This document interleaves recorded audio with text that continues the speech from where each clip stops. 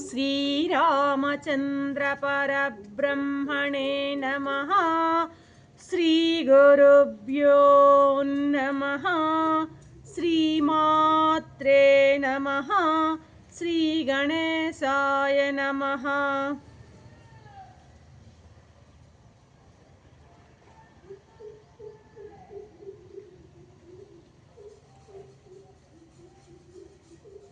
ప్రియ ఆత్మ బంధువులారా, యోగ వాసిష్టం ఉత్పత్తి ప్రకరణము 165వ భాగం. నిన్నటి ఎపిసోడ్లో జీవుడు రూపొందడానికి, ఉత్పత్తి కావడానికి కర్త ఎవరు అని ప్రశ్నించారు రాముల వారు. వశిష్ఠుడు దానికి శభాష్ రామచంద్ర, చాలా గొప్పగా ప్రశ్నించావయ్యా, నీ ప్రశ్న చాలా గొప్పగా ఉంది, దానికి సంబంధించినటువంటి వివరాలు చెప్తాను వినవయ్యా అంటున్నాడు. రామా, కర్త కర్మ అనేవి రెండు వేరు వేరు కావు అంటున్నాడు వశిష్ఠ మహర్షి. అవి రెండు కూడాను రెండు డిఫరెంట్ థింగ్స్ కావు, రెండు వేరు వేరు కావు, రెండు ఒకటే. అవి రెండు కూడాను ఒకే ఒక పరబ్రహ్మం నుండి వెలువడ్డాయి. కర్త కర్మ రెండు ఒకే పరబ్రహ్మ మూలం నుండి వెలువడ్డాయి. అవి రెండు భిన్న భిన్నమైనవి కావు కాబట్టి ఆ రెండు పరబ్రహ్మ నుండి ఒకేసారి ప్రకటన అవ్వడం జరిగింది అంటూ ఒక ఉదాహరణ చెప్తున్నాడు వశిష్ఠ మహర్షి. రామా, ఒక పుష్పం వికసించిందనుకో, ఆ పుష్పానికి సువాసనకు తేడా ఉంటుందా? పుష్పం వేరుగా సువాసన వేరుగా తేడా ఉంటుందా? చెట్టుకి పువ్వు పూసినప్పుడు వికసిస్తానే ఆ వికసించడంతోనే ఆ సువాసన దాంతో పాటుగా వెన్నంటే ఉంటుంది కదా. అలాగే కర్త కర్మ రెండు విడివిడిగా పుట్టవు రామా, ఇవి ఒక్కటిగానే బ్రహ్మం నుండి ఉత్పత్తి అవుతాయి. నిన్న మనం ఈ జీవుడు ఎక్కడి నుంచి పుట్టాడు అన్నదాంతో మనం నిన్న చర్చించాం కదా. ఎక్కడి నుంచి పుట్టాడు అనుకున్నాం మనం నిన్న? అవిద్య నుండి పుట్టాడు అని కూడా మనం తెలుసుకున్నాం. అవిద్య నుండి పుట్టాడు. అవిద్య అంటే ఏంది? అజ్ఞానం. అజ్ఞానం అంటే ఏంది? జ్ఞానం లేకపోవడం. జ్ఞానం లేకపోవడం అంటే ఏమిటి? ఉన్నది ఉన్నట్లుగా చూడలేకపోవడం. ఏంటి ఉన్నది ఉన్నట్టుగా చూడలేకపోవడం? ఉన్న ఒకే ఒక పరమాత్మ స్వరూపము, అది ఏకరూపమై సర్వజ్ఞమై సర్వగతమై సర్వశక్తివంతమై ఉన్నటువంటి ఆత్మస్వరూపం ఒకటే, ఆ ఒకటి నేనే అయి ఉన్నాను అనేటువంటి జ్ఞానమే, ఆ భావనే జ్ఞానం అన్నమాట. వేరొకటిది లేదు, రెండవది లేదు, సర్వం ఉన్నదంతా ఒకే పరమాత్మ అన్నటువంటిది జ్ఞానం అన్నమాట. దానికి భిన్నంగా నామరూప క్రియాత్మకమైన ప్రపంచం, అది వేరు ఇది వేరు, ఇది ఉంది అది ఉంది అనుకోవడం అజ్ఞానం. ఉన్నదంతా సర్వము, ఉన్నదంతా పరమాత్మే అని గ్రహించకపోవడము అజ్ఞానం అన్నమాట, అవిద్య. అర్థమవుతుందా? ఈ అవిద్య వాళ్ళ నుండి జీవులు పుట్టారు. అవిద్య నుండి జీవులు పుట్టారన్నమాట. కారణ శరీరం, అవిద్య అంటే కారణ శరీరం. కర్మఫలాలు వాసనల నుండి జీవుడు పుట్టాడు. ఇప్పుడు అర్థమైందా? కర్మఫలాలు వాసనల నుండి జీవుడు పుట్టాడు, అవిద్య నుండి జీవుని పుట్టాడు, అజ్ఞానం నుండి జీవుడు పుట్టాడు. ఇప్పుడు అర్థమై ఉంటుంది అనుకుంటా. కాబట్టి జీవుడి పుట్టుకకు అసలైన కారణం ఏది అని మీరు అడిగితే నేనేం చెప్తానంటే అవిద్య తప్ప మరొకటి లేదబ్బాయ్ అంటున్నాను అనమాట. ఇప్పుడు మీకు అవిద్య అంటే అర్థమైంది కదా, అజ్ఞానం అంటే అర్థమైంది కదా. కర్మఫలాలు వాసనలు అదే అవిద్య. ఉన్నది ఉన్నట్టు చూడలేకపోవడం, ఉన్నదాన్ని వేరేగా చూడడం, పరమాత్మను పరమాత్మగా చూడలేక పరమాత్మని ప్రపంచంగా చూడడం అవిద్య. అర్థమైందా? అవిద్యలోంచే పుట్టాడు. కాబట్టి జీవుడికి పుట్టుకొక కర్త ఎవరు అంటే జీవునికి ఒక పుట్టుకొక కర్త కేవలం అవిద్య మాత్రమే అన్నది నువ్వు కనుక గ్రహించినట్లయితే నిన్న వేసిన ప్రశ్నల పరంపర అన్నింటికీ సమాధానం నీకు దొరుకుతుంది రామయ్య అంటున్నారు వశిష్ఠుల వారు. ఇంకా ఉదాహరణలు కోకొల్లలు కదా యోగ వాసిష్టంలో. ఏమంటున్నారు వశిష్ఠ మహర్షి? రామా, నిర్మలమైనటువంటి ఆకాశంలో శరత్కాలలో ఉన్నటువంటి ఆకాశం ఎలా ఉంటుంది? నిర్మలంగా ఉంటుంది. ఏ మేఘాలు లేనటువంటి ఆ నిర్మలమైనటువంటి ఆకాశంలో అంత కాదు, అది అవసరం లేదు ఇక్కడ. ఇప్పుడు ఆకాశం ఉంది, నేను తలెత్తి పైకి చూస్తే నాకు ఆకాశంలో రంగు లేనిదే అయినా అది ఎలా కనపడుతుంది? నీలం రంగుగా కనపడుతుంది. అర్థమవుతుందా? నిజంగా రంగు లేదు అక్కడ, ఆ రంగు కనిపిస్తుంది. అలాగే అసలు సంకల్పాలే లేనటువంటి, సంకల్పరహితమైనటువంటి బ్రహ్మంలో అజ్ఞానికి జీవులు కనిపిస్తున్నాయి. లేని రంగు ఆకాశంలో ఎలా కనిపిస్తుందో, లేని నీలం ఆకాశంలో ఎలా కనిపిస్తుందో, అజ్ఞానికి లేని జగత్తులు, జగత్తులన్నీ కూడాను బ్రహ్మంలో కనిపిస్తున్నాయి. అసలు బ్రహ్మం అనేది సంకల్పాలే లేదు, చేత్యరహితము బ్రహ్మము. ఆ చేత్యరహితమైనటువంటి బ్రహ్మములో జీవుడు, జగత్తు, ఇవన్నీ బ్రహ్మాండాలు, వీటన్నిటి చూస్తుండడం కేవలం అజ్ఞాని యొక్క లక్షణమే. అజ్ఞానికి మాత్రమే అవి కనిపిస్తాయి, జ్ఞానికి కనపడవు. అజ్ఞానులు ఎక్కడైతే ఉంటారో వాళ్ళందరూ కూడా ఇలా అనుకుంటుంటారు, బ్రహ్మం నుండి జీవుడు పుట్టాడు, బ్రహ్మం నుండి జగత్తు పుట్టింది అని అనుకునడం ఎవరంటే అజ్ఞానులు మాత్రమే. జ్ఞానులు అనుకోరు. జ్ఞానం ఉన్న చోట, అజ్ఞానం ఉన్న చోట ఏమంటారు? ఈ బ్రహ్మము, ఇది బ్రహ్మం నుండి ఇది పుట్టింది, అది పుట్టింది, మాటలన్నీ కూడాను అజ్ఞానుల మాటలు. ఇక్కడ జ్ఞానుల దగ్గర ఇది చెల్లదు. వారి దృష్టిలో, జ్ఞానుల దృష్టిలో ఎలా ఉంటుందంటే సర్వము బ్రహ్మ. జ్ఞాని ఏమనుకుంటాడు? సర్వం పరమాత్మగా చూస్తాడనమాట.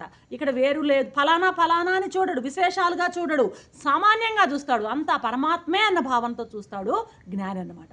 కాబట్టి జ్ఞానుని దృష్టిలో ఇవంతా లేదు, అజ్ఞాని దృష్టిలో మాత్రమే ఈ జీవులు పుట్టారు, అక్కడ జగత్తు పుట్టింది, ఆ బ్రహ్మం నుంచి పుట్టింది, భావనలన్నీ కూడాను కేవలం అజ్ఞానికి మాత్రమే రామచంద్ర అంటున్నాను. జ్ఞానికి ఎలా ఉంటుంది? చూసే ద్రష్ట ఎవరైతే, లోపల ఎవరైతే చూస్తున్నాడో వాడు ద్రష్ట. దేనితో చూస్తున్నాడు? చూపుతో చూస్తున్నాడు. దేన్ని చూస్తున్నాడు? ప్రపంచాన్ని చూస్తున్నాడు. దృశ్యం, ద్రష్ట, దృష్టి, దృశ్యం అన్నీ కూడాను నీవే. ఎలాగా? చూసేవాడివి నీవే, నీదే చూపు, అదేవిధంగా కనిపించే ప్రపంచం కూడా పరమాత్మే. కాబట్టి లోపల ఉన్న దృష్టి పరమాత్మే, ద్రష్ట పరమాత్మే, చూసే దృష్టి పరమాత్మే, కనిపించే ప్రపంచము పరమాత్మే జ్ఞానికి. ఇక్కడ వీడికి ద్వంద్వాలు అనేవి లేవు, రెండవది లేదు, ఉన్నది ఒకటే. లోపల ఉన్నది, ఆ బయట ఉన్నది, ఆ చూసే దృష్టి అన్నీ కూడా పరమాత్మే. కాబట్టి ఒకటే ఉంది, కాబట్టి ద్వంద్వం లేదు, ఇక్కడ ద్వైతం లేదు. కాబట్టి ఆ ద్వైత స్థితిలో ఇక్కడ అద్వైత భావనే ఉంటుందన్నమాట. అతను రెండు లేదు, జ్ఞానికి రెండు లేవు, ప్రపంచం లేదు, జగత్తు లేదు, జీవుడు లేడు, అజ్ఞానికి మాత్రమే ఇవన్నీ. అయితే నువ్వు అడిగేటువంటి ప్రశ్నలు ఇంకోటి కూడా ఉంది. ఏంటంటే మరి ఎందుకు ఇలా అంటే ఇక్కడ ఏంటంటే వశిష్ఠ మహర్షి ఒక క్లూ చెప్తున్నాడు మనకి. ఎందుకు ఈ భేదభావం, జీవుడు, జగత్తు, బ్రహ్మము అనేటువంటి భేదభావాలు ఎందుకు అనడానికి వశిష్ఠ మహర్షి ఒక విషయం చెప్తున్నాడు. ఏంటంటే గురువులు తమ శిష్యులకి బోధించేటప్పుడు, బోధన జరిగేటప్పుడు గురువు శిష్యుడికి ఒక బోధన చేయాలి అంటే అప్పుడు ద్వితీయ కల్పన, రెండవది కల్పించడం అనేది లేకపోతే ఆ ఉపదేశం రాణించదు అంటున్నాడు. రెండుంటే ఆ రెండుని పోల్చి దాని గురించి వివరించి చెప్పినప్పుడే ఆ ఉపదేశం రాణిస్తుంది. కానీ రెండు లేకుంటే ఆ ఉపదేశం రాణించదు. కాబట్టి గురువుల కొరకు వ్యవహారంలో ఈ ద్వైత కల్పన మనం అంగీకరిస్తున్నాము. ఇదో విచిత్రమైన అంశంగా నాకు కూడా అనిపించింది అనమాట. గురువులు శిష్యులకు బోధించడానికి ఈ ద్వితీయ కల్పన అనేది, ద్వైత కల్పన అనేది అంగీకరిస్తున్నాము అంటున్నారనమాట వశిష్ఠ మహర్షి. అప్పుడు ఆ ద్వైత కల్పన ఏం చేస్తుంది?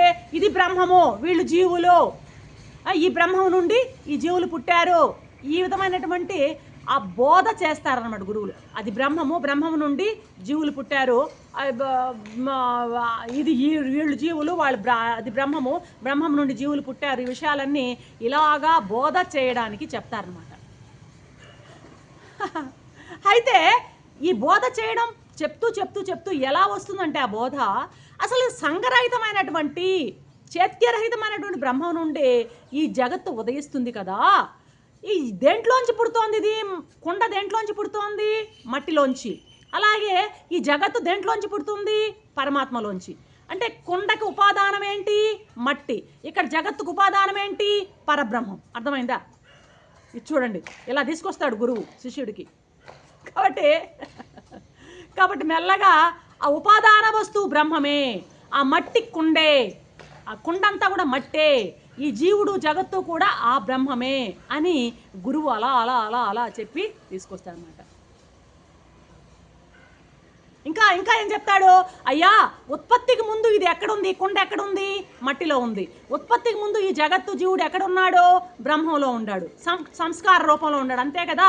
ఈ సృష్టి అంతా కూడా నశించినప్పుడు ఆ వాసనలు, ఆ కర్మఫలాలన్నీ కూడా సూక్ష్మ రూపంలో అలాగే నిక్షిప్తమై ఉంటాయి కదా, ఉంటాయి, బ్రహ్మం అందే ఉంటాయి. కాబట్టి సృష్టికి ముందు, ఉత్పత్తికి ముందు జీవుడు బ్రహ్మనంది సంస్కార రూపంలో అణిగి ఉన్నాడు. పుట్టిన తర్వాత కార్యరూపంలో జగత్తుగా కనబడుతున్నాడు. పుట్టక ముందు మట్టి రూపంలో, సంస్కార రూపంలో ఉన్నదక్కడ, ఇక్కడ పుట్టిన తర్వాత కుండగా, ఇక్కడ జగత్తుగా కనిపిస్తుంది. కాబట్టి ఈ జగత్తు బ్రహ్మమే అన్న జ్ఞానం ఉపదేశం ద్వారా చెప్తాడు గురువు. ఇది బాబు, ఆడ బ్రహ్మం ఉన్నాడు, ఈడు జీవుడు ఉన్నాడు, ఈ జీవుడు బ్రహ్మంలోంచి పుట్టాడు అని చెప్తూ, అయినా పుట్టినా కూడా ఈ జీవుడు ఎక్కడి నుంచి వచ్చాడయ్యా, అక్కడి నుంచే వచ్చాడు, అక్కడేందే బ్రహ్మం నుంచే వచ్చాడు, దీనికి మట్టి ఎవరు, ఆ బ్రహ్మమే, కాబట్టి బ్రహ్మానికి జీవుడికి తేడా లేదు అని మెల్లమెల్లగా ముందు ద్వైతం చెప్పినా, వాడు బ్రహ్మము ఈడు జీవుడు అని చెప్పినా, చివరికి ఏం చేస్తాడు, అద్వైతానికి తీసుకొచ్చేస్తాడు గురువు అనమాట.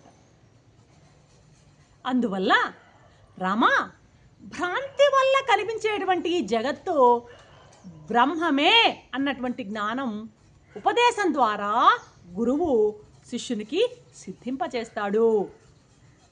రామ, మేరు మందర పర్వతం లాంటి అనేక కోటాను కోట్ల జీవులు ఈ బ్రహ్మమునందే పుట్టి అందులోనే తిరిగి లయమవుతున్నాయని నీవు అర్థం చేసుకో. దశ దిశల్లో ఉన్నటువంటి చెట్లలో ఆ చూరుట ఆకులు, ఎన్ని లెక్కకు మించిన ఆకులు ఉంటాయి. ఇప్పుడు నా చుట్టూ ఉన్నటువంటి అనేకమైన చెట్లలో ఆకులు లెక్క పెట్టాలంటే అసంఖ్యాకం అన్నమాట, కుదరదు. అనేకమైనటువంటి ఆకులు ఎలా ఉంటాయో అలాగా ఈ జీవజాతులన్నీ కూడాను పుడుతున్నాయి, ఆకు పుట్టినట్టు పుట్టుతున్నాయి, పెరుగుతున్నాయి, ఒకను రాలిపోతున్నాయి, ఇలా పుడుతూనే ఉంటాయి. ఈ పరమాత్మలో ఈ జీవకోటి త్రికాలాలలో, భూతంలో, భవిష్యత్తులో, అదేవిధంగా ప్రజెంట్ వర్తమానంలో ఈ త్రికాలాలలో జీవకోటి పుట్టడం, పెరగడం, లయం కావడం జరుగుతూనే ఉంటుందయ్యా నిరంతరంగా. రామా, పుష్పానికి దాని వాసనకి ఎట్టా తేడా లేదు, జీవుడికి అతని కర్మకి తేడా లేదు, అసలు తేడా అనేదే లేదు. ఈ జీవులన్నీ కూడాను పరమాత్మలోనే పుట్టి పరమాత్మలోనే లీనమవుతున్నాయి. ఈ జగత్తులో మానవులైతేమి, రాక్షసులైతేమి, దేవతలైతేమి, పాములైతేమి, పురుగులైతేమి, చెట్లయితేమి అన్నీ కూడాను నువ్వు అనుకున్నట్టు ఉత్పత్తి అయినవి అనుకుంటే అజ్ఞానం, ఉత్పత్తి కానివే అంటున్నాడు ఇక్కడ. ఇదే మాట యోగ వాసిష్టం చెప్పేది ఎక్కడైనా, ఉత్పత్తి కానివే. అర్థమైందా? ఉత్పత్తి లేనివే, వాసనామయమైనటువంటి ఉపాధులు ఇవి, ఉపాధులతో ఇవి మళ్ళీ మళ్ళీ పుడుతూ నశిస్తూ ఉంటాయి. వాటిలో ఉన్నటువంటి వాసనలను అనుసరించి పుట్టడము, పుట్టి మళ్ళీ కొంతకాలం ఉండడం, మళ్ళీ నశించడం అన్నది జరుగుతూనే ఉంటుంది చరిత చరణంగా. ఓ సాధుశీలుడమైనటువంటి రామా, జీవులంతా ఇలా జన్మ పరంపరలో పరిభ్రమిస్తూ ఉండడానికి అసలు కారణం ఏదో చెప్తాను చూడు. కేవలం అది అభిలాష, కోరిక. అదేవిధంగా ఆత్మ విస్మరణ, ఆత్మని విస్మరించడం అంటే ఆత్మ యొక్క స్వరూపాన్ని అర్థం చేసుకోకపోవడం, ఆత్మ జ్ఞానాన్ని పొందకపోవడమే ఈ జనన మరణ చక్రాల్లో ఈ జీవులన్నీ పడి లేస్తూ ఇలా సాగుతూనే ఉంది రామా అంటూ ముగిస్తున్నారు వశిష్ఠ మహర్షి. రేపటి ఎపిసోడ్లో మరొక అంశంతో మీ ముందుంటాను. అంతవరకు సెలవు. సర్వం శ్రీరామచంద్ర చరణారవింద అర్పణం. ఓం శాంతి.